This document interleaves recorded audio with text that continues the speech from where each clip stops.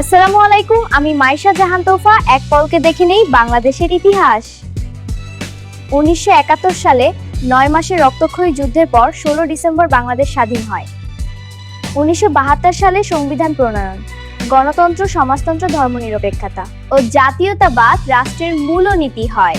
1975 সালে একদলীয় শাসক ও সামরিক শাসন। 1975 15 আগস্ট বঙ্গবন্ধু শেখ মুজিবুর রহমান সপরিবারে নির্মমভাবে নিহত হন। 1977 জিয়াউর রহমান রাষ্ট্রপতি, বহুদলীয় রাজনীতি পুনরায় চালু এবং উন্নয়নমূলক পদক্ষেপ শুরু।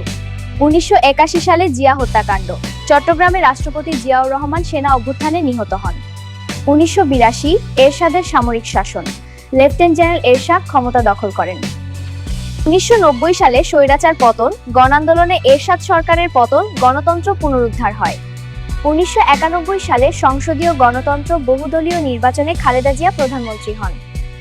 1996 নিরপেক্ষ নির্বাচনের দাবিতে আন্দোলন, তত্ত্বাবধায়ক ব্যবস্থা চালু।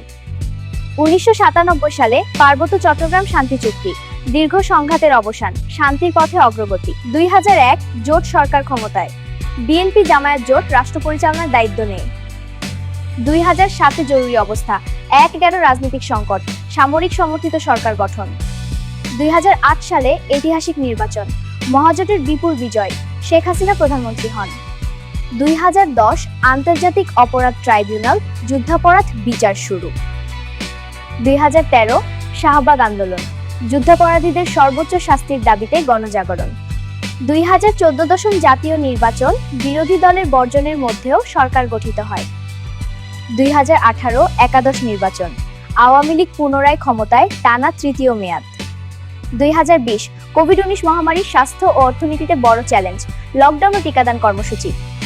2021 থেকে 2025 উন্নয়ন ও ডিজিটাল অগ্রগতি, পদ্মা সেতু, মেট্রো রেল, স্মার্ট বাংলাদেশ, উন্নয়নের নতুন অধ্যায়।